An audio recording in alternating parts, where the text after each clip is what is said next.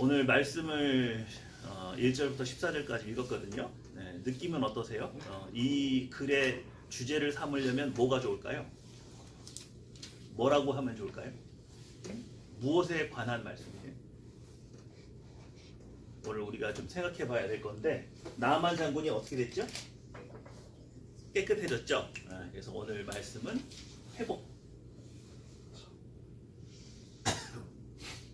회복입니다. 그리고 더불어서 회복과 성장. 도대체 믿음은 어떻게 자라는 거냐? 그죠? 또 만약에 믿음의 정체를 느끼고 있는 분이 있다면 오늘 이 말씀을 통해서 어떻게 내 신앙이 다시 회복될 거냐? 그죠? 나아만 장군의 나병이 건강한 몸으로 회복되었던 것처럼 우리가 어떤 과정을 통해서 하나님 앞에 신앙을 회복하게 되고 성장하게 되느냐, 그것들을 좀 나눠보려고 그래요. 그런데 사실은 열왕기하 5장에 있는 이 말씀은 제가 개척교회 목사잖아요. 저희 교회에 큰일이 또 한번 왔어요. 그래서 제가 너무 고민스럽고 이 문제를 어떻게 해결해야 될지를 몰라서 이제 안양에 있는 갈멜산 기도원에 가서 기도를 했죠. 근데 거기에 이제 목사님이 이 말씀을 가지고 설교를 하시는데, 혹시 유일한 박사를 아세요? 네, 유한양행. 그렇죠. 어르신들은 다들 기억을 하실 거예요. 유한양행을 창립한 사업가이기도 하고 또 독립운동가세요. 그 유한양행을 통해서 많은 돈을 번 것들로 독립투사들에게 이렇게 돈을 보내시기도 해서 굉장히 유명한 분인데, 이분이 유한양행을 설립하기 이전에 미국 유혹에서 대박을 치신 거예요. 뭘로 대박을 쳤냐? 숙주나무를 팔아서 대박을 치셨대요. 근데 처음부터 대박을 친 건 아니고, 그러니까 미국에서 유학을 가서, 이분이 아주 어려서부터 독실한 크리스찬인데 선교사들의 도움으로 이제 미국에 유학을 간 거예요. 근데 선교사님들의 도움으로 갔다는 게 주선을 해서 간 거지, 뭐 거기에 뭐 장학금을 받고 기숙할 수 있는 뭐 시설이 다 돼 있는 곳에서 편하게 한 건 아니고 굉장히 어렵게 공부를 하셨는데, 대학을 졸업하고 생각이, 아이디어가 떠오른 거예요. 미국 사람들은 육식을 많이 하잖아요. 그래서 우리나라의 이 숙주를 고기하고 이렇게 곁들여서 먹으면은 굉장히 건강에도 좋고 잘 팔릴 것 같다. 그래서 친구 같이, 미국 사람이죠. 친구 한 명하고 합작을 해서 회사를 설립했는데 생각만큼 안 팔렸어요. 굉장히 상황이 어려워진 거예요. 그래서 공장도 문을 닫을 상황이 되고 굉장히 자금적으로 압박이 심해서 이제 마지막으로 트럭에다가 물건을 싣고 이제 배달을 하러 가는 길이었어요. 배달을 하러 가는 길에 교통사고가 났어요. 그것도 아주 대형 사고가 난 거예요. 그냥 상점 하나를 들이박았어요. 들이박고 그 안에 있던 숙주나무는 이제 도로 한복판에 완전히 그냥 쏟아져 나오고, 그러니까 그 지역에 있는 이제 뉴스 기자들이 막 몰려들었을 거 아닙니까? 그래서 기자들이 이제 막 취재를 하는데 이게 뭔지 모르겠는 거예요. 그죠? 그래서 보니까 기자들이 이걸 뭐 했어요?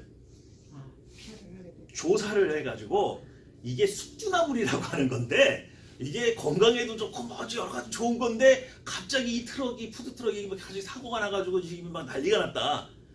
그래서 유일한 박사는 교통사고가 나서 그 트럭이 완전히 박살이 났다는 얘기를 듣고 뭐 하려고 했는데, 그렇죠, 문을 이제는 완전히 끝났구나 라고 생각을 했는데, 연일 매체에서 이 교통사고를 소식을 이렇게 막 전하면서 숙주나물이라는 게 그렇게 몸에 좋은 거라는데 그게 뭐지? 미국 전역에 매스컴을 탄 거예요. 그래서 갑자기 사람들의 주문이 그 다음 날부터 들어와서 숙주나무 통조림 캔을 만들어 가지고 그걸로 대박을 쳐서 국내에 오셔서 유한양행도 차리고 유한재단도 설립해서 교육사업도 하시고 그게 큰 일을 행했다. 그날 들었던 저에게 소망이 되는 이 말씀의 제목은 전화위복이었어요. 화가 변해서 뭐가 됐어요? 복이 됐다. 그래서 제가 좀 마음이 굉장히 낙심되고 실망했다가 하나님께서 이렇게 이 말씀을 주시니까, 저에게 지금 닥친 이 상황이 분명히 화인데 이것이 분명히 뭐가 되겠구나? 도리어 복이 되겠지. 복이 될 수 있겠구나. 근데 오늘 전화위복이 된 인물이 누구죠? 나아만이죠. 나아만. 왜요? 나아만 장군은 지금 어떤 화가 왔습니까? 나병이 들었죠. 그런데 이게 어떻게 복이 됐죠? 깨끗이 된 게 복이에요. 깨끗하게 된 거는 원위치죠. 그거는 뭐 다시 정상한 복을 간 건 아니죠. 진짜 복은 뭐예요? 그렇죠. 하나님을 영접하는. 그러니까 이 사람이 내세에서만 하나님에게 복을 받은 것이 아니라, 그러니까 지금 현세에서만 복을 받은 것이 아니라 앞으로 내세에서도 복을 받게 되는 거죠. 게다가 이 사람은 이스라엘 백성이에요, 이방인이에요? 이방. 그죠? 또 있어요. 자, 이스라엘 왕은 지금 나아만 장군이 자기에게 오는 것이 좋아요, 싫어요? 왜요? 그렇죠. 오늘 말씀 한번 볼까요? 다시 한번. 자, 7절 말씀 한번 보겠습니다. 7절 시작. 그 글을 보고 자기 옷을 찢으며 가로되 내가 어찌 하나님 가운데 능히 사람을 죽이며 살릴 수 있으랴. 저가 어찌하여 사람을 내게 보내어 그 모든 뼈를 고치려 하느냐. 너희는 깊이 생각하고 저 왕이 틈을 타서 나를 보고 시비하려 한 줄 알라 하니라. 네. 지금 나아만 장군이 병을 고치러 오는 이 자체는 이스라엘 왕이 느낄 땐 뭐예요? 위기죠. 저게 나한테 지금 뭐 하려고 온다? 저 사람은 순수한 마음으로 뭘 고치려고 왔는데? 병을 고치러 왔는데 내가 병 고칠 능력이 있어요, 없어요? 지금 이스라엘 왕이 당황스러운 건 뭐냐면 내 능력 밖의 일로 나를 찾아왔어요. 내게 그런 힘이 있었으면 이게 부담돼요, 안 돼요? 그냥 왕이 뭐 명령으로 권세로 그냥 뭐 어디 가서 이렇게 해봐. 그렇게 말 몇 마디면 해결되는 문제 같으면야 왜 부들부들 떨면서 이러겠어요? 그렇죠? 그리고 또 하나 여기는 국제 정세가 있는 거예요. 이때 당시에 아람이 신흥 강국입니다. 그것도 군사적인 강국이에요.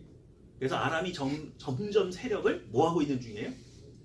확대하고 있는 중이었기 때문에 이스라엘 왕이 이렇게 생각을 하는 거예요. 그렇지 않아도 주변에 있는 나라들을 지금 막 뭐 하고 있는 중이었어요?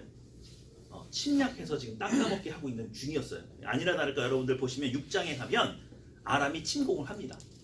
이스라엘을 침공하러 와요. 그 뒤로도 수십 번 더 왔어요. 굉장히 많이 이스라엘을 괴롭혀요. 이 이후로 보면 아람이 자주 와서 이스라엘을 건드려요.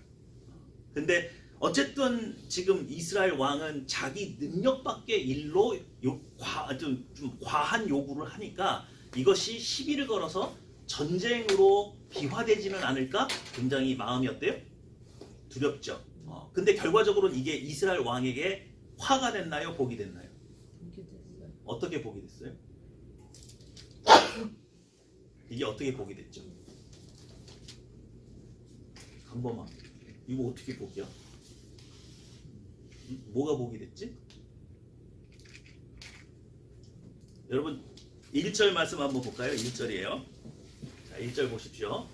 시작. 아람 왕의 군대장관 나아만은 그 주인 앞에서 크고 존귀한 자니 이는 여호와께서 전에 주로 아람을 구원하게 하셨습니다. 저는 큰 용사나 네. 아람 왕이 나아만 장군을 되게 아끼죠. 아끼는 이유가 뭐예요? 지금 나아만의 위치는 임진왜란 시대에 이순신 장군 같은 민족의 영웅이에요. 영웅 중에서도 가장 우두머리 영웅이에요. 뭐가 복이 되냐면 적국의 이순신 장군 같은 무력과 지혜와 사람들의 촉망을 받는 장군이 전투를 하러 왔는데 이제 나병이 나으면서 하나님 믿었죠? 섬겼죠? 그래서 자기네 나라 왕도 나아만이 하나님을 믿어서 병을 고친 걸 알아요? 몰라요? 그러면 나아만 장군이 전면에 서는 거예요? 전면에 못 서는 거예요? 네? 쓸 수 있을까요? 나아만 장군이 자기가 섬기는 하나님을 섬기는 나라 백성들을 침공하기 위해서 맨 앞에 설 수 있어요? 없어요? 그게 안 돼요.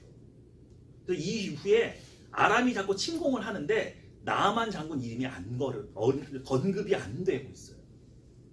아람 왕이 직접 군사를 끌고 가요. 물론 다른 부하들을 통해서 침공한 적도 있지만 아람 왕이 직접 끌고 오는 경우가 한 2번 정도 있어요. 그런 걸 보면 일단 아람이 군대가 굉장히 센 건 누구 때문인데? 나만. 그렇죠. 주력 부대가 움직이지 않는 상황에서 싸움을 하게 되니까 승산이 어느 정도 있어요, 없어요? 있잖아요. 해볼만 한 게 되는 거예요, 이게. 그죠? 그러니까 하나님이 뭐 하는 거예요? 적국의 가장 충성스럽고 용맹한 장군 하나를 벌써 누구 편으로 끌어들이는 거예요, 이게? 이스라엘. 그렇죠. 그러니까는 이게 뭐예요? 장기 둘 때 뭐 빼고 두는 거예요, 지금? 차나 포 하나 이렇게 빼고 두는 게 되는 거잖아요. 그렇잖아요. 그러니까 나아만 장군이 지금 와서 복음을 받아들이고 하나님을 믿고 간게 이스라엘 왕이 자기 자리 지키는 데는 유익해요, 유익하지 않아요? 유익한 거죠. 근데 지금 당장은 시비 걸러 온 것 같고 나아만 장군이라고 하니까 적군의 주력의 가장 용맹한 장군이 지금 나를 틈을 타가지고 침공하러 온 것 같은 그런 기분을 느끼고 있는 거죠. 그죠? 자, 이런 어떤 국제적인 정세를 조금 이해를 하면서 오늘 인물들을 좀 하나씩 파악을 좀 해보려고 합니다. 오늘 등장인물이 누가 나오죠? 네, 일단 주인공은 누구예요? 나아만. 그 다음에 아람왕.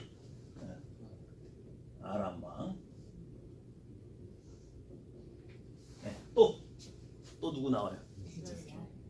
예? 이스라엘 왕. 이스라엘 왕. 근데 이스라엘 왕 나오기 전에 누구 나와요? 사마리아? 응? 계집죠. 그렇죠. 어린? 제지죠. 거긴 어린 계집아이도 나오나요? 예. 개혁 개정판에는 어린 소녀로 돼 있어요. 네. 어린 소녀로 합시다. 네. 어린 소녀. 네. 또 누가 나올까요? 엘리사. 엘리사도 나오죠. 그리고 이제 이스라엘 왕이 나오죠. 그리고 엘리사가 나오죠. 나옵니다. 자, 오늘 이 이야기를 좀 이해하기 위해서 좀 구체적으로 조금만 더 들어볼게요. 자, 이스라엘 왕은 누구예요? 이름이 언급이 안 돼 있죠? 네, 역사가들이 추정한 건데 여호람일 거라고 생각해요.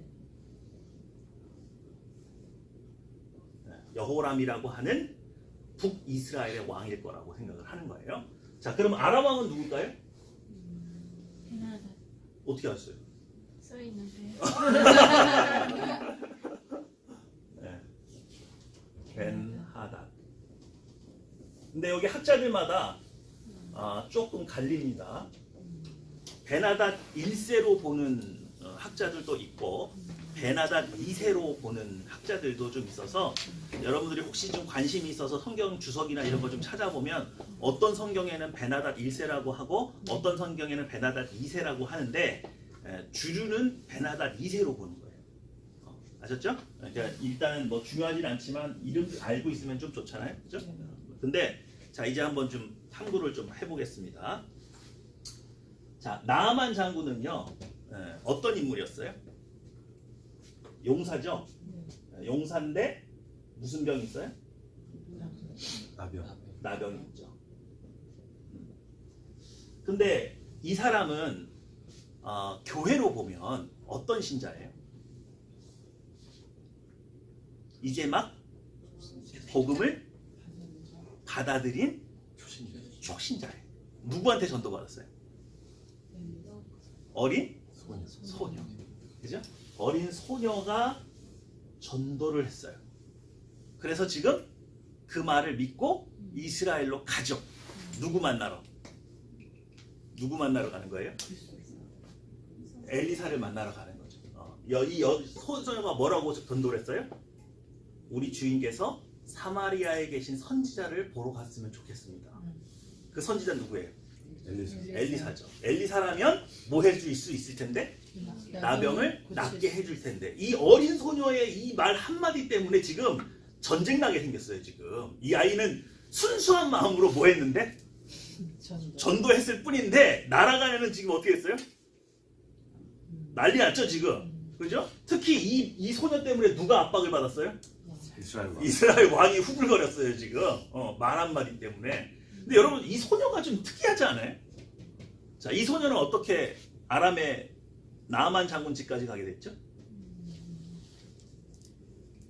어떻게 됐어요? 이스라엘 땅에서 잡혀. 그렇죠. 2절 말씀 보겠습니다. 전에 아람 사람이 떼를 지어 나가서 이스라엘 땅에서 어린 소녀 하나를 사로잡음에 그가 나아만의 아내에게 수종들더니. 그죠? 이게 뭐예요? 얘는? 포로였죠? 포로에서 뭐가 됐어요? 종이 됐는데 하필이면 누구의 종이 됐어요? 나아만 장군의 부인의 종이 된 거예요. 여종이 된 거죠. 그러면 이 친구가 여종으로서 성실하게 주인을 섬겼을까요? 호시탐탐 도망갈 생각만 했을까요? 예? 그렇죠. 성실하게 섬긴 거예요. 만약에 성실하게 섬기지 않았으면 나아만 장군의 부인이 남편한테 이스라엘 여자애가 사로잡혀 왔는데 이렇게 얘기합디다 그걸 신뢰했을까요? 신뢰하지 않았죠. 그럼 얘는 뭐야? 잘못이 있어요? 죄가 있어요? 억울하게 못 했는데 포로가 됐죠. 근데 자기가 뭐가 됐어요? 이제 종이 됐어요. 우리 같으면 이쯤 되면 우리는 어떻게 하나요? 하나님에 대해서 감사가 넘치나요? 원망과 불평이 넘치나요? 당연히 그러겠죠. 그러니까 얘가 좀 이상한 애예요. 왜 이상하냐면 뭐가 없어요? 성경 어디에도 원망과 불평이 없어요. 얘는.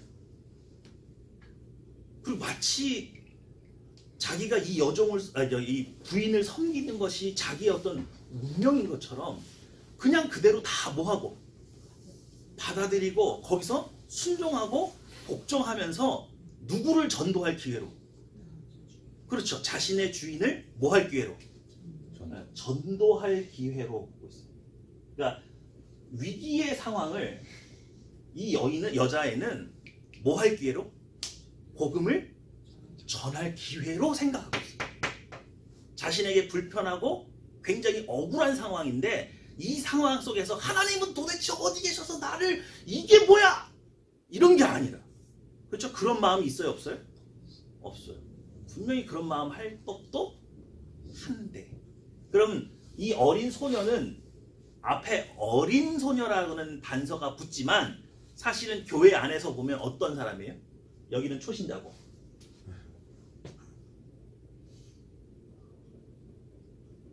여기는 어떤 신자예요? 네? 신 같은 존재지. 여기는 전도사 정도는 되고. 헌신된 일꾼이. 네.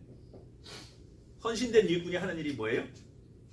복음 전도하고 교회를 섬기는데, 네, 부엌에서 주방 일을 하라고 그러면 주방 일을 하고, 네? 뭐 불만이 없어요. 그냥 하나님이 이건 내가 이렇게 하면 하나님께서 기뻐하시는 일인가 보다. 천직이니 뭐 이런 거 따지지도 않고 지금 열심히 뭐 하고 있어요? 섬기면서, 그죠? 그러면서 전도할 기회만 호시탐탐 노리고 있는 헌신된 일꾼. 이런 사람 교회에 있어야 돼요, 없어야 돼요? 있어야 돼요. 개척교회에서 가장 없는 게 뭐냐면 헌신된 일꾼이 없고 누구만 있어? 그러니까 누가 다 감당해야 돼요. 목사님이다. 네, 그게 이게 후덜리는 거예요. 이게 누가 좀 같이 이 짐을 나눠줄 수 있는 어떤 좀 헌신된 일꾼이 있으면 참 좋겠는데 헌신된 일꾼이 없으면 되게 힘들어요. 그죠? 그러니까 뭐가 되냐면 이 어린 소녀와 누가 공조를 하게 됩니까? 엘리사가. 여기에 서로 만난 적이 있어요, 없어요? 없죠. 지금 얘는 어디에 잡혀가 있으니까? 아람에 가 있잖아요.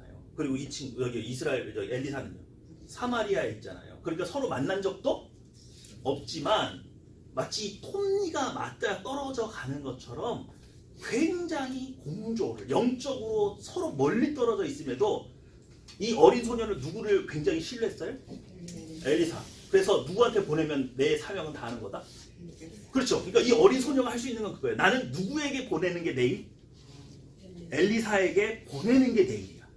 내가 이 사람을 잘 섬기고 정말 잘 보살피고 성심을 다해서 이 사람을 누구한테만 보내면 이 사람은 하나님의 사람이 돼요? 엘리사. 그죠? 그리고 딱 보냈어. 그랬더니 이스라엘 왕은 막 지금 난리가 났잖아요. 호들갑 떨고 야 이거 큰일 났다 막 그러잖아요. 근데 누구는 알아들어요? 엘리사는 알아듣죠. 그래서 뭐라고 그럽니까? 왕에게 그 사람을 누구에게로 보내십시오? 나에게로 보내십시오. 나에게로. 그죠?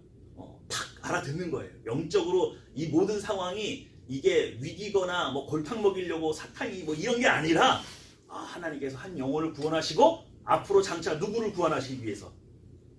이스라엘을 구원하기 위해서 하나님께서 이 어린 소녀를 보내서 나만 장군을 뭐 했구나? 보냈구나. 이걸 영적으로 탁 캐치하고 두려움에 사로잡혔어요. 자신만만해요. 자신만만하죠. 그래서 뭐라 그랬어요? 이스라엘에 선지자가 있는 줄 알게 하겠습니다. 그죠? 네. 자, 그러면 엘리사는 어떤 사람이에요? 교회에서? 네, 그렇죠. 네, 능력의 종이에요. 네, 문제는 능력이 없는 종도 있어요. 그런데 엘리사는 어떤 종이에요? 능력이 있는 종. 그러니까 능력이 있느냐 없느냐의 판단 근거는 뭐죠? 능력이 있는 종이라며요. 뭐 신유의 은사가 있고 뭐 예언을 하고 이런 게 능력의 종이에요? 그럼 뭐가 근거가 뭐예요? 능력의 종인 근거가 뭐예요? 뭐가 능력이 있어요? 믿음의 능력. 두려움이 있어요, 없어요? 두려움이 없어요. 누구는 여기 지금 난리 났죠? 근데 여기는 두려움이 있어요, 없어요? 두려움이 없어요. 왜? 누구와 함께 있으니까. 그렇죠. 그럼 엘리사의 신앙의 경지는 뭐냐면 내가 하나님 안에, 하나님이 내 안에. 그래서 심지어 엘리사의 그 엘리사가 점하고 있는 물리적인 그 신체 공간 안에 누구의 능력이 함께 있어요? 하나님의 능력이 함께 거할 수 있죠. 자, 이스라엘 왕은 어떤 사람이에요? 이스라엘 왕을 교회에서 놓고 보면 이 사람은 어떤 신자일까요? 네?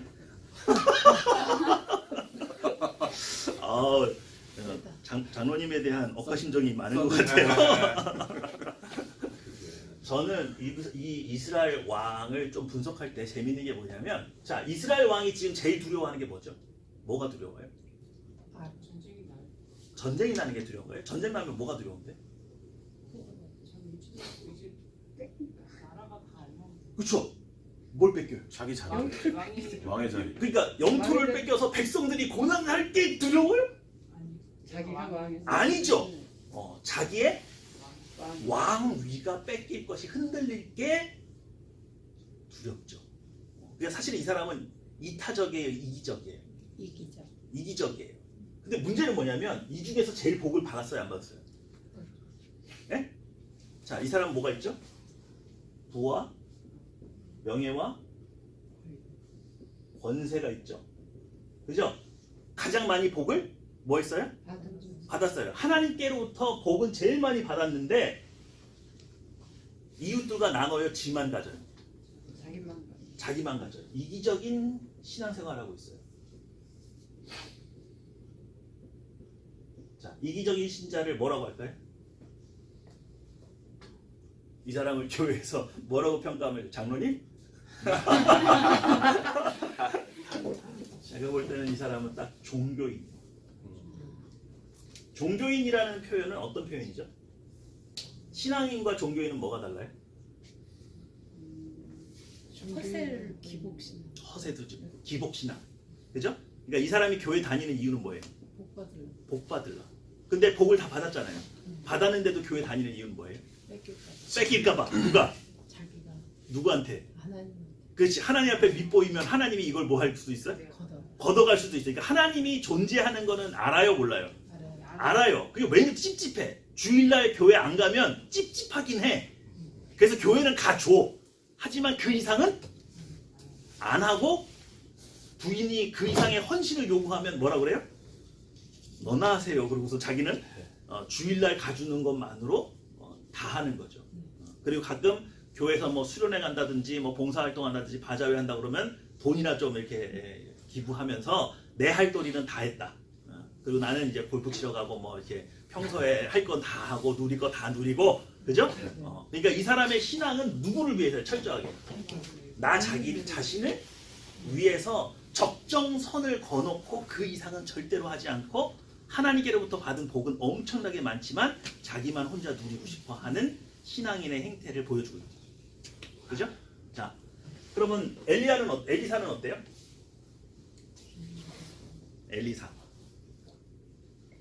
엘리사는 어떤가요?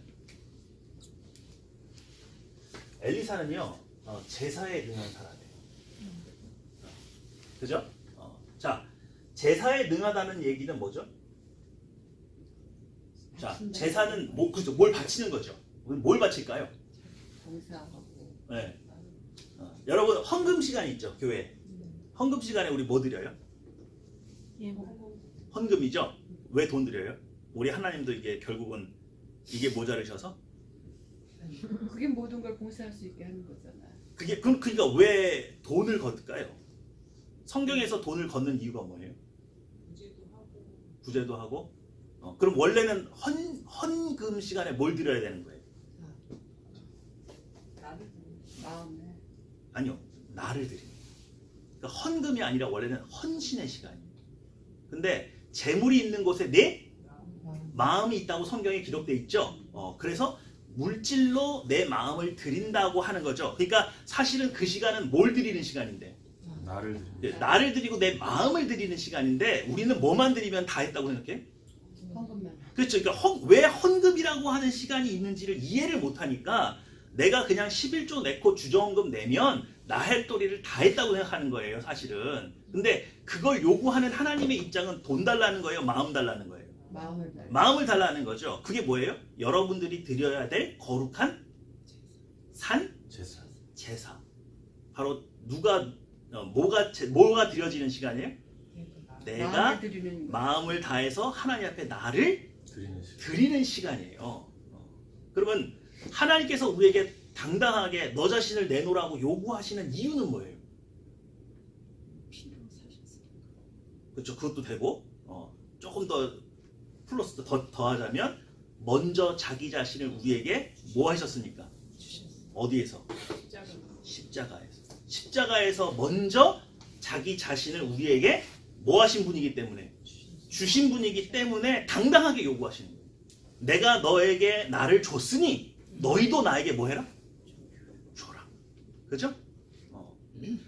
하나님의 사랑은 완전하잖아요. 그러니까 하나님이 누구에게 자기 자신의 마음을 주시면 하나님의 사랑의 완전성은 그 사람도 결국 뭐 할 수밖에 없어요? 하나님을 사랑하게 될 수밖에 없는 거. 바로 엘리사는 그 경지에 있는 거예요. 그래서 하나님이 엘리사에게 뭘 요구해도 엘리사는 무조건 다 뭐 할 수 있는 정도의 경지에 올랐어요? 나를 드릴 수 있는 경지에 올라 있어요. 이게 바로 내가 내 안에 있는 경지예요. 자신을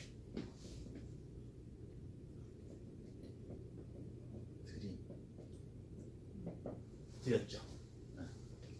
자, 근데요, 이 사람들의 신앙의 수준을 결정짓는 아주 결정적인 대사가 있어요. 여러분들 연기자시니까 인물 캐릭터 이렇게 연구하실 때 특정 대사들이 있죠. 힌트가 될 만한. 자, 나아만이 주로 잘 사용하는 단어는 뭘까요? 나아만이 자주 쓰는 단어가 뭘까요? 다시 한번. 나아만은 어떤 신자예요? 초신자. 여러분들이 초신자 때 가장 많이 교회 생활하면서 힘들어했고 또 꼭 고쳐야 될 만한 대사 11절에 있어요. 11절 한번 봅시다. 11절 시작. 나만이 여호와 물러가 있는데 내 생각에는 저가 내게 와서 그 하나님 여호와 이름을 부르고 방처 위에 손을 흔들어 문득병을 자, 고칠까. 대사 나왔어요? 네. 이 사람의 규정할 수 있는 대사가 뭐예요? 내 생각에. 그렇죠. 내 생각에. 이게 나아만의 트레이드마크예요. 지금 나아만이 왜 열받았어요? 왜 화를 해? 자기 생각과. 뭐 엘리사가 뭐 엄청 부당한 뭐 어떤 요구를 했나요? 아니죠. 요단강에 가서 몇 번? 7번 몸을 씻고 와. 이게 뭐 어려워. 그죠? 근데 열 받아요 갑자기. 왜? 그렇지. 내 생각에는 이방 제사장들은 어떻게 하니까? 갑자기 이 나아만 장군을 가운데다 앉혀놓고 무슨 뭐 새털이나 막 이런 거 막 흔들면서 막 주문을 외우고 막 이러면서 병을 낫게 하기 위해서 뭔가 자기가 애쓰고 막 이런 걸 할 줄 알았는데 얼굴도 보지 않고 종한테 가서 그 뭐 요단강에 가서 7번 몸 씻으면 된대요. 뭐 이렇게 말이나 전하고 얼굴도 안 보는 거예요. 그러니까 자기가 뭔데? 존귀한 장군인데 딱 왔더니 무시당했잖아요. 그죠? 절차도 없고 예법도 없고 말이지. 그죠? 기분이 어땠어요? 나빴어. 확 상했어요. 왜? 내 생각에는 이게 아닌데. 그죠? 그래서 초신자들이 제일 먼저 교회 안에 와서 하는 실수들 대부분은 뭐예요? 야, 교회가 왜 이렇게 돌아가? 아니 이거 왜 하는 거야 쓸데없이? 아니 예배 시간은 또 왜 이렇게 길어? 이거 왜 해야 되는 거야 도대체? 뭘 못 버려요? 내 생각을 못 버려요. 내 생각을. 그죠? 그래서 지 멋대로 신앙생활을 하게 되는 경우가 많죠. 자, 그러면 나아만은 어떻게 지 멋대로 생각했어요? 신앙생활 어떻게 했어요? 나아만? 예? 자, 여러분 봅시다. 나아만이 어떻게 신앙생활 하려고 왔는지 볼게요. 자, 5절 말씀 한번 볼까요? 5절입니다. 5절 말씀 볼게요. 시작. 아람 왕이 가로되 할지어다 이제 내가 이스라엘 왕에게 그를 보내리라. 나아만이 곧 떠날새 은 10달란트와 금 6,000개와 의복 10벌을 가지고 가서. 네, 하나님을 만나러 가요. 그런데 이 사람이 뭘 준비하죠? 재물을 준비했죠. 재물. 왜? 재물을 준비했어요. 왜 재물을 준비하죠? 대가를 주려고? 이런다니까. 우리 효혜 집사님이 이방신을 섬겨본 적이 없어가지고. 자, 제사 지내러 갈 때 뭐 가지고 가야 돼요? 여러분들 이게 복채 가지고서는 돈 가지고 가죠? 전 보러 가려면 돈 왜 가지고 가요? 그 사람한테 대가를 지불하려고 가지고 가는 거야. 아니 그것도 있는데 이제 만약에 내가 점집에 갔단 말이에요. 그래서 이제 점쟁이들이 점을 치니까 당신 뭐 해야 돼? 아니, 돈 내야 돼. 제사 지내야 돼. 복 받기 위해서 뭘 해야 돼? 제사를 지내야 돼. 그러니까 뭘 가져와? 재물을. 오늘 점 치면 5만 원인데 제사 지내면 얼마 내야 돼요? 많은 거 같아. 그렇죠. 그리고 거기다 뭐 얹어야 돼? 돼지머리 얹어야죠. 그거 왜 하는 거예요? 이방신을 섬기는 예법이 뭐예요? 지성이면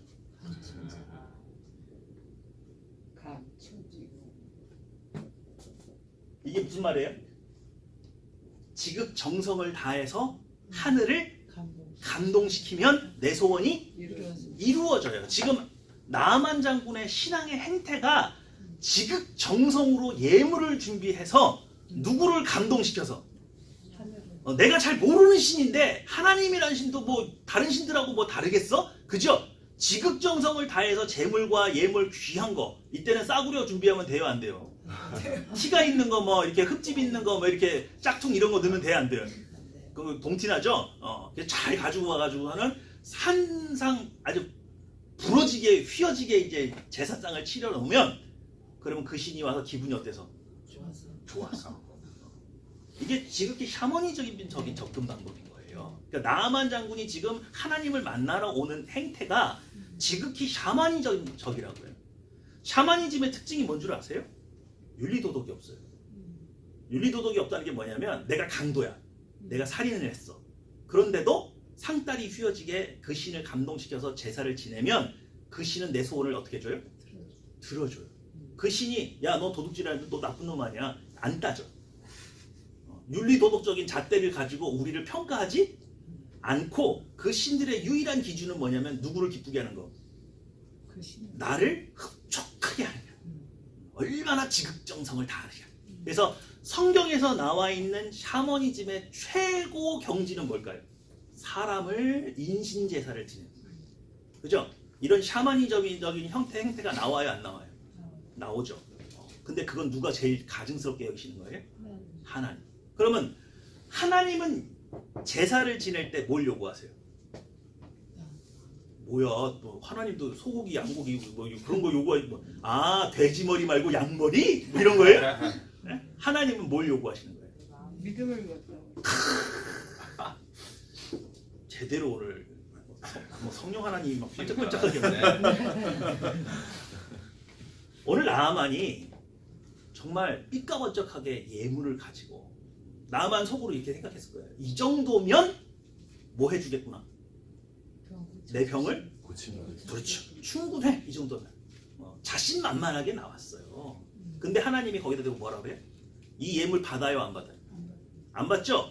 여러분 나아만 사건을 제가 이걸 5장 전체를 다 안 읽어서 그러는데 이후에 무슨 사건이 있어요? 그냥 가지고 있어요. 엘리사가 그냥 예물은 받았어요 안 받았어요? 안 받았어요. 하나도 안 받고 요단강에 가서 7번 씻으라고 했는데 이 엘리사에게 사환이 있었죠? 네. 수종드는 사람이 있었어요. 그 사람 이름이 뭐예요? 게하시. 해야지. 근데 이 게하시가 갑자기 나아만 장군이 가져온 예물을 보니까 눈이 어떻게 했어요? 뒤집어져. 뒤집어졌어요. 그래서 스승 몰래 나아만 장군이 몸이 깨끗해져가지고 자기네 나라로 돌아가는데 몰래 쫓아가서 의복과 은을 좀 달라고 요구를 하죠. 그래서 그걸 삥땅 쳤어요. 그죠? 그랬더니 이 나병이 누구에게로 옮겨가요? 해야지. 게하시한테 갔어요. 그죠? 그럼 하나님은 왜 예물을 안 받으셨을까요? 네? 그 예물에 그 은금에 이방 신상의 얼굴들이 막 찍혀 있고 막 이래가지고 네? 왜 안 받았어요? 나아만 장군에게 가르쳐 주고 싶은 거예요. 너 다른 신하고 나는 달라. 너는 지금 예물을 앞세워서 내 앞에 나왔지만 나는 믿음이 없으면 안 만나. 그래서 뭘 요구한 거예요? 요단강에 7번 몸을 씻을 것을 요구한 거예요. 그건 뭐가 있어야 돼요?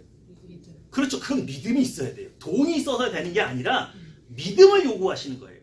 그죠? 그러니까 하나님이 초신자를 대하는 태도가 뭐예요? 자꾸 초신자는 뭘로 하나님을 감동시키려고 그래? 지극정성으로. 그죠? 초신자들 중에서 열심히 있는 사람들은요, 온 지 얼마 안 됐는데 막 교회에 있는 봉사는 다 해. 네. 그러다가 자기 소원이 안 이루어지면 어떻게 해요? 갑자기 나타나 사라져. 나가 떨어져.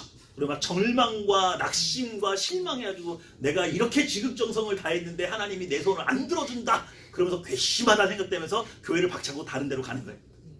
이게 초신자들의 신앙의 함정이기도 하고 행태죠. 그럼 교회는 초신자에게 뭘 가르쳐야 되나요? 철저하게 믿음을 요구해야 돼요. 이게 참 어려워요.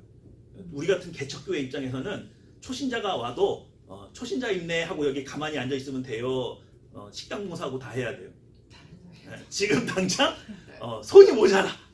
근데 그런 사람을 그냥 가만히 앉혀놓고 아무것도 요구하지 않고 뭐 한다 그러면 그냥 가만히 계세요 제발.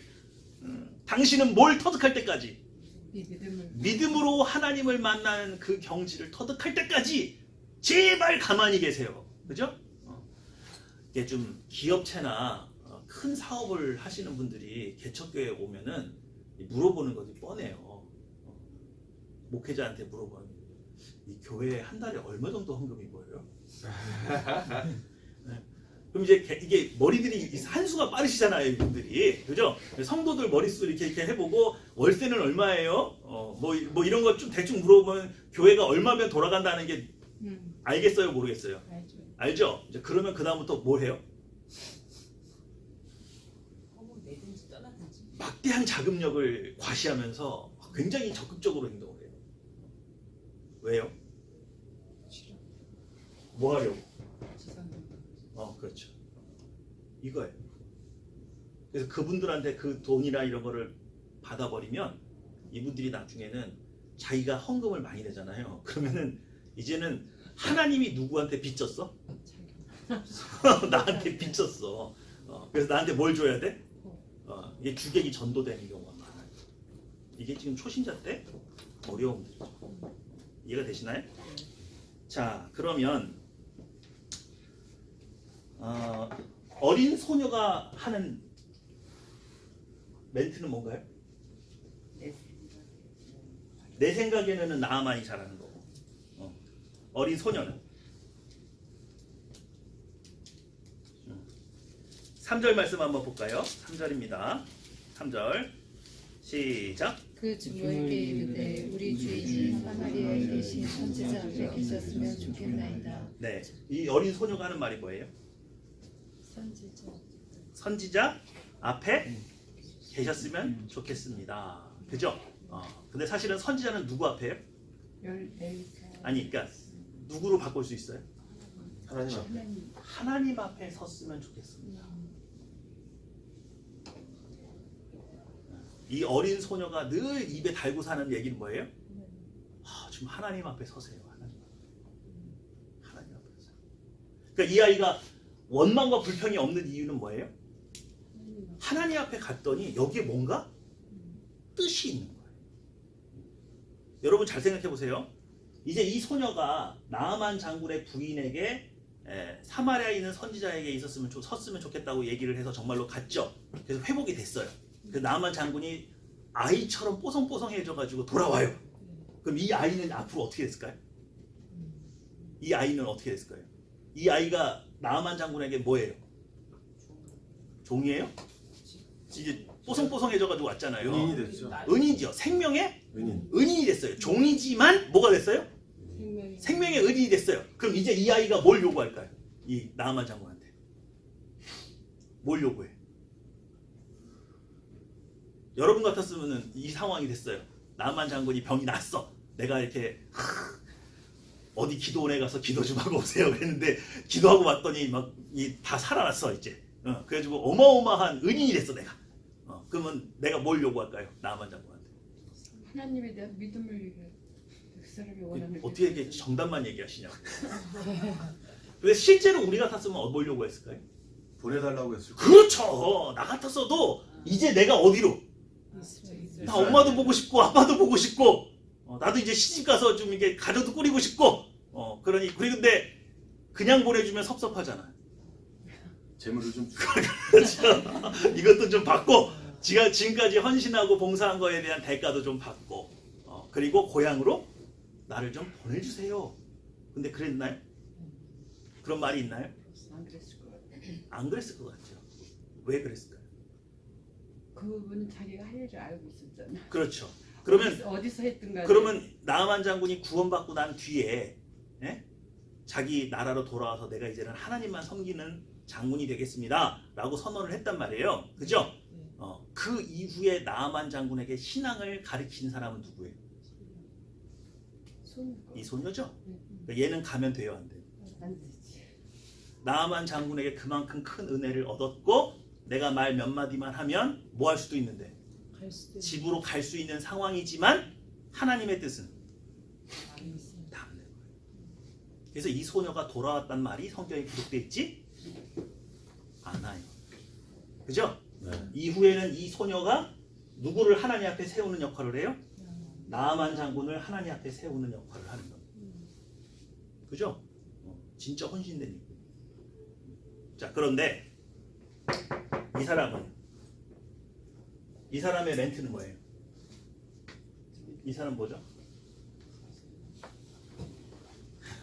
이스라엘 왕의 멘트는 뭐예요?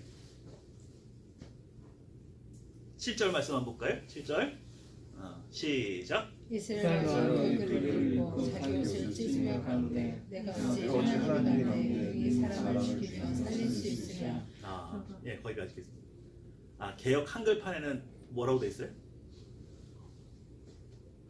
내가 무엇이 어찌 간대? 하나님이 간대 하나님이 간대. 능히 그죠? 사람을 죽이며 살릴 수 개역 개정판에는 내가 사람을 죽이고 살리는 하나님이냐? 여기는 멘트가 뭐예요? 내가 하나님. 하나님이냐? 그죠? 이거 저기 데오스의 줄임말입니다. 그러니까 하나님이라는 뜻의 헬라어 줄임말이에요. 항상 입에다 내박는 일이 뭐예요? 자기가 감당할 수 없는 일이 오면 뭐라 그래요? 내가 하나님이냐? 이 사람은 신앙인인데 분명히 신앙인임에도 불구하고 자기가 감당할 수 있는 일만 감당하는 사람이에요. 그럼 이 사람 뭘 터득하지 못했죠? 나를 하나님 앞에 의지하는 방법을 아직 터득하지 못했어요. 왜? 왜 그랬을까요? 왜 이걸 터득하지 못했을까요? 너무 그렇죠. 종교인이기도 하고 이미 너무 많은 걸 가져서 내가 인맥과 재력과 권세를 활용하면 대부분 문제가 다 해결됐어요. 이런 사람들의 특징이 뭔 줄 아세요? 하나님이 때가 되면 자신의 모든 인력과 권세와 모든 걸로도 해결되지 않는 문제가 코앞에 와요. 기회를 주시는 거예요. 어떤 기회를? 하나님을 온전히 의지할 수 있는 기회를 주는 거예요. 믿으십니까? 그러니까 여러분 돈 많은 거 좋은데 돈 많은 사람이 하나님 의지할 줄 모르고 돈이 많은 사람이 있잖아요. 별로 좋아할 거 없어요. 자, 우리는 몇만 원이 없어서 후들거려요. 네? 우리는 그냥 돈 100만 원이 없어서 뭐 50만 원이 없어서 후들거리잖아요. 이런 분들의 특징은 뭐예요? 이런 분들의 특징은 뭐 10억, 20억이 없어가지고 후들거리는 거예요. 100억 막 이런 게 없어. 부도가 날 빚이야. 그러니까 우리보다 스트레스가 어때요? 더 많이 와요. 그러니까 사실은 하나님 만나기 되게 좋은 환경이지만 뭐가 없어요? 하나님을 적극적으로 찾는 열심이 없어요. 이 사람의 열심은 오직 어디로만 가요? 나를 위해서 어떻게 하면 내가 편해질까? 내가 어떻게 하면 더 사람들한테 인정받고 내가 어떻게 하면 더 사람들한테 좋은 평가를 받게 될까? 내가 어떻게 하면 더 많은 사람들을 내 밑에 두고 장악할 수 있을까? 이거에만 관심이 있지 내가 하나님 앞에 어떻게 더 하면 순종할 수 있을까? 내가 하나님을 어떻게 더 하면 의지할 수 있을까? 이런 것에 대한 연습과 수련이 안 돼 있어요. 이런 사람들의 또 다른 특징은 뭐냐면 교회 안에서 교회가 여러 가지 훈련 프로그램들이 있지 않습니까? 절대로 안 들어요. 이분들은 그런 훈련 프로그램을 후원하는 게 자기 일이라고 생각하지 자기가 거기에 뭐 하진 않아요? 들어가서 안 돼. 기본적으로 이 사람은 무슨 훈련도 안 돼 있어요? 의지하려면 뭘 할 줄 알아야 돼요? 기도 훈련도 안 돼 있는 거예요. 무릎 꿇고 눈물 콧물 짜면서 하나님 앞에 매달려 본 적도 없어요. 왜? 대부분 내 선에서 해결이 되니까. 이해가 되시죠? 자, 엘리사는요? 엘리사의 멘트는 뭐예요? 엘리사. 자, 엘리사의 멘트는 어디 있나요? 8절 보겠습니다. 8절 시작. 하나님은 사람을 사가 이스라엘의 자격을 찢었다함을 듣고 왕에게 보내어 왕이 어찌하여 옷을 찢었나이까 그 사람을 내게로 오게 하소서. 저가 이스라엘의 선지자가 있는 줄 알리이다. 네, 엘리사의 멘트는 뭐예요? 선지자를 알리. 그렇죠. 그거를 조금 변형하면 이렇게 되는 거예요. 하나님이 계심을 알게 하리다.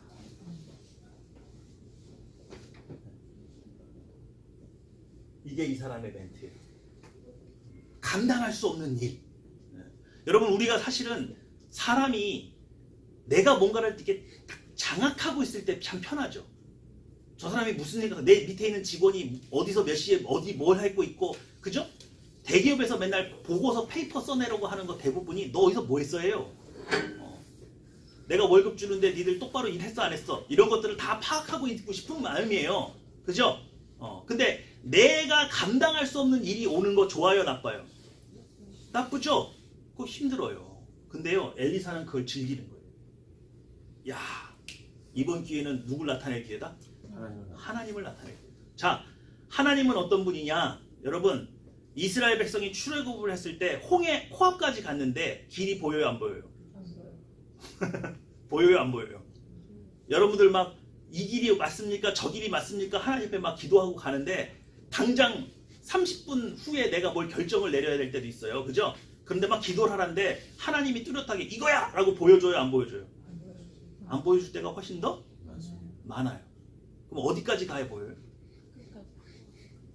홍해물을 발을 담그거나 코앞까지 가야 갑자기 광풍이 일어나면서 길이 열리죠. 그 전까지는 길이 보였어요, 안 보였어요? 안 보였어요. 그런데 홍해로 가까이 갈수면 갈수록 누가 후들려 그래요? 누가 덜덜덜 떨고 있어요? 내 눈에는 뭐가 안 보이니까 길이 안 보이잖아요. 그죠? 근데 그 길이 안 보이는 이유가 뭐예요? 아니, 내 능력 안에서 생각하는 거예요. 홍해 건널 수 있어요, 없어요? 없죠. 그죠? 그러니까 하나님에게 어떤 길을 인도해 달라고 말했을 때는 사실은 사람들이 다 습관적으로 내 머릿속에 계산이 나름대로 있어요. 야, 이거 이렇게 해서 안 되면 어떡하지? 내가 아무개 좀 아는데 그 사람한테 한번 부탁해볼까? 뭐 여러 가지 생각들이 이미 플랜 B, 플랜 C가 다 있어, 사실은. 근데 하나님은 그런 걸 용납해요, 안 해요? 하나님이 너 내가 전지전능한 걸 알고 왔어? 근데 플랜 B가 있고 플랜 C가 있네? 그럼 만나줘요, 안 만나줘요? 안 만나주고 플랜 B와 플랜 C를 포기할 때까지 기다렸다가 코앞에서 길을 열어주는 거예요. 그리고 그 길은 내 능력으로 열리는 길이에요? 하나님의 능력으로 열리는 길이에요? 그러니까 나는 계산이 돼요, 안 돼요? 안 되죠. 도대체 홍해 앞까지 왔는데 어디 길이 있어요, 어디? 그죠? 그러니까 뒤에서는 뭐가 들려요? 모세를 원망하는 소리가 막 들리는데 모세도 답이 있어요, 없어요? 없죠. 할 수 있는 방법은 어디까지 가는 길밖에 없어요? 그러니까 목사가 갖는 스트레스가 어마어마한 거 아세요? 제가 요즘에 이게 탈모가 일어나가지고 신자들을 이끌고 뭔가 결정을 내리는 순간 갈 때 하나님이 답을 보여주지 않고 성도들에게 설득할 만한 어떤 논리가 없어요, 목사에게. 그런 일이 많아요. 왜? 나도 몰라. 근데 이 방향은 맞아, 틀려. 이 방향은 맞는데 가보니까 홍해가 나왔는데 그 다음은 내가 알아요, 몰라요? 몰라요. 나도 사람이고 여러분도 사람이에요. 그죠? 근데 다만 이 길이 맞다는 것만, 이 방향이 맞다는 것만 알고 붙들고 왔을 뿐이에요. 그죠? 그러니까 그 굉장히 어려운 거죠. 근데 그 와중에서 내가 심장이 쫄리고 막 이게 두두두 떨리는 이게 아니라 엘리사는 그걸 어떻게 했어요? 즐겼어요. 야, 이번 기회에 더 크신 하나님을 만날 수 있겠구나. 야, 하나님이 이번에는 어떤 일을 행하시려고 그러지? 굉장히 기대에 차 있는 것을 보죠. 자, 그러면 이제 마지막이에요. 자, 근데 제가 여기에서 이렇게 인물 분석을 하고 나서 이제 이런 일이 있었구나. 그러니까 갈멜산 기도원에 가서 메시지를 듣고 하나님께서 이번 일은 전화위복이 될 거야. 너 마음이 후들거려서 나 찾아왔지? 그렇지만 나는 다 준비되어 있는 게 있는 거야. 근데 그걸 말해줘야 말해주진 않아요? 말해주진 않는데 걱정하지 말래요. 그래서 내가 내려왔단 말이에요. 그랬더니 일이 풀렸어요, 안 풀렸어요? 풀렸어요. 일이 풀렸어요. 그래서 정말 전화위복이 되는구나. 그리고 말았는데 하나님이 그러시는 거예요. 이 말씀을 더 연구해 보라는 거예요. 왜 여기서 끝나질 않죠? 뭐가 있을까? 그게 뭐냐면 어벤져스예요, 이 사람들이. 네? 하나님의 뭐예요? 누가 어벤져스처럼 보여요? 네? 아니, 내 눈에는 어벤져스라고 하면 엘리사하고 이 소녀만 어벤져스지 얘네들은 뭐야? 이 어벤져스예요, 어벤져스 아니에요? 아닌 것 같죠. 근데 하나님은 얘들도 다 어벤져스래요.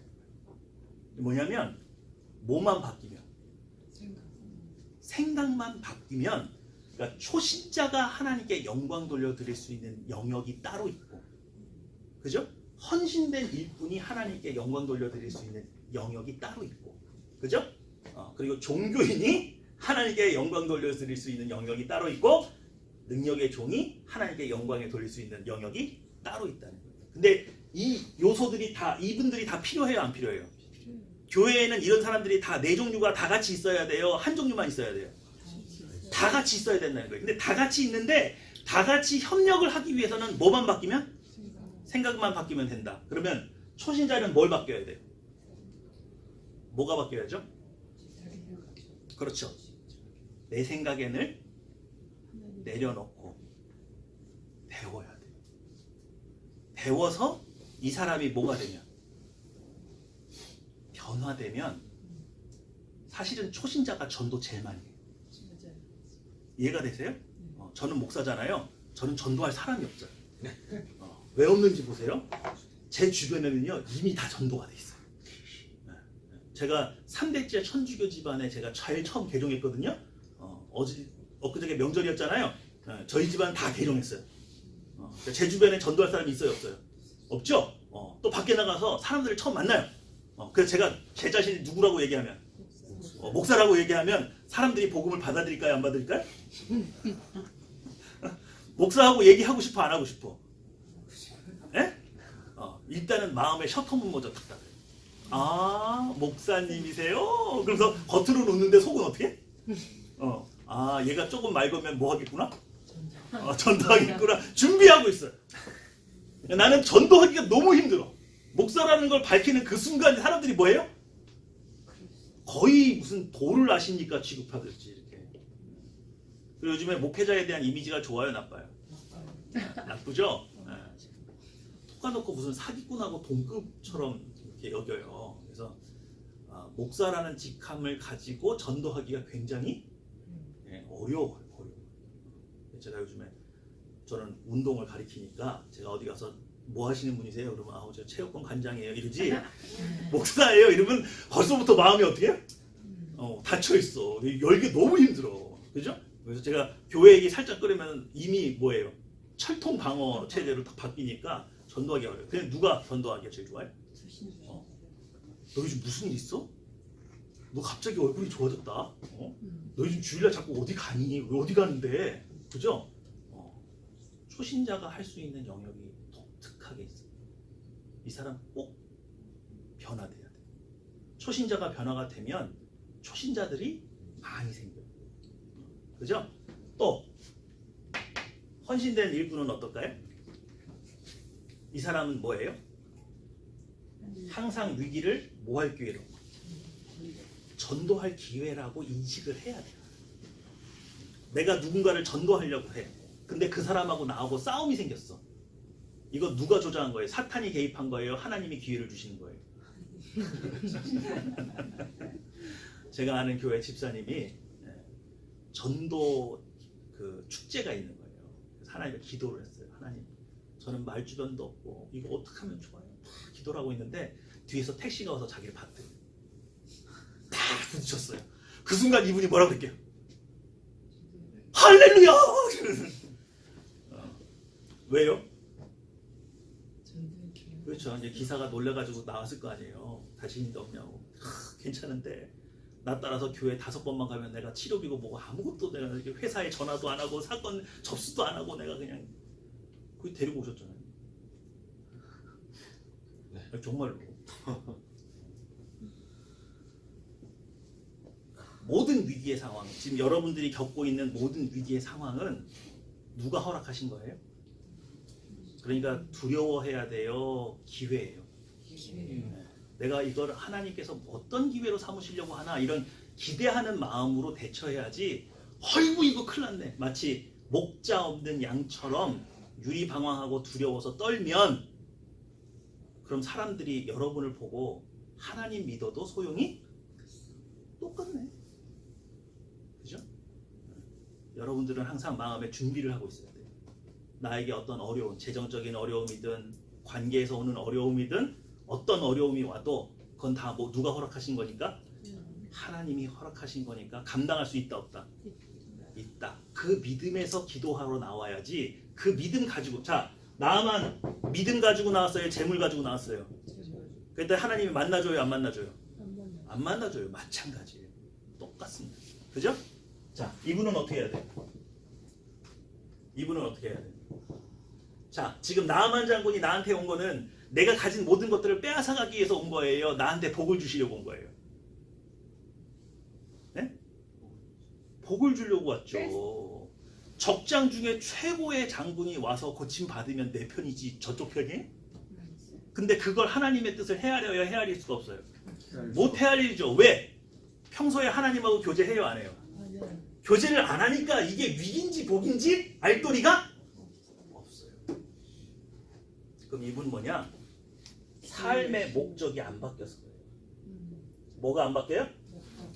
저는요, 제가 개척교회 하면서 하나님 앞에 정말 크게 교회가 위기가 오고 이러면서 깨달은 게 뭐냐면, 저는 사람이 내가 만고에 지금 당장 지옥에 가도 하나도 안 아까운 죄인이로구나 라고 깨달으면 사람이 그냥 알아서 변하고 하나님께로 올 줄 알았어요. 근데 제가 교회에서 목회를 직접 해보고 성도들의 어떤 삶을 이렇게 같이 공유해보면서 나온 게 뭐냐면, 죄인으로 깨닫는 것도 굉장한 복이거든요. 근데 그것이 삶을 변화시키는 동력이 되진 않더라고요. 그럼 삶의 그리스도인의 삶을 살게 되는 가장 근본적인 동력은 어디서 나오는가 봤더니, 삶의 목적이 바뀌어야 돼요. 무엇으로? 하나님을 뭐 하는 걸로? 하나님을 사랑하고 내 이웃을 내 몸과 같이 사랑하는 거, 그거 외에 내 안에 다른 목적이 없을 때까지 하나님이 우리를 말려요. 다른 인생의 목표, 내가 얼마나 잘난 사람인지 뽐내고 싶은 자리를 원하는 거, 권세, 명예, 돈, 하나님 믿는다고 말을 하지만 내 안에 그런 목적들을 위해서 더 많은 활동들을 했던 많은 사람들이 결국은 넘어지는 부위, 그리고 이렇게 어떤 능력도 나타낼 수 없는 종교인의 삶을 살게 되는 가장 큰 이유는 삶의 목적이 하나님을 만났는데도 여전히 돈, 여전히 명예, 여전히 권세이기 때문에 그래요. 이 사람은 어벤져스가 될 수 있어요. 분명히. 어떻게? 삶의 목적이 어떻게 되면? 바뀌면. 하나님을 뜨겁게 뭐하고? 사랑하고 내 이웃을 내 몸과 같이 사랑하는 거. 사랑이 유일한 내 삶의 목적. 내가 죄인이라는 걸 깨닫는 것도 대단한 경지지만 진짜 삶의 열매가 맺히기 시작하는 것은 하나님이 인간을 창조한 목적이 하나님을 뜨겁게 사랑하고 내 이웃을 내 몸과 같이 사랑하는 거. 하나님이 사랑이시기 때문에 나도 사랑으로 살아가는 거. 그게 내 존재 목적이라는 것을 깨달아서 내 삶의 목적이 바뀔 때만 정말 헌신된 일꾼이 되는 거예요. 자, 여긴 뭐 말할 필요가 없겠죠. 자, 오늘 이렇게 좀 살펴봤는데요. 기도할 거예요.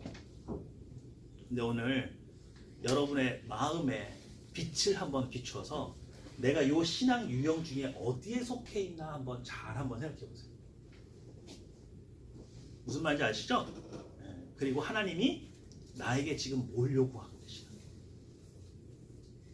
내가 막 내 마음속에 있는 소원을 이루기 위해서 하나님 앞에 지성이면 감천으로 나 이렇게 하나님한테 열심히 하는데 왜 하나님 내 소원 안 들어줘요? 이거 가지고 하나님하고 씨름하고 있는 단계에 있는 건지, 나는 헌신된 일꾼으로 있는데 왜 이거를 전도할 기회로 삼지는 못했던가? 그랬을 수 있죠. 또 이미 나는 너무 많은 걸 받았는데 나를 위해서만 지금 쓰고 있고 내 삶의 목적이 사랑으로 바뀌지 않아서 지금 여전히 이기적인 모습으로 살아가고 있지는 않은지. 그래서 여러분이 이 모든 모습들을 뭐만 할 수 있으면, 바꿀 수만 있으면 여러분은 하나님께 크게 쓰임받는 뭐가 될 수 있어요? 어벤져스요 드림팀이 되어서 여러분의 교회를 살리고 우리 탤런트 신우회를 살릴 수 있는 줄 믿습니다.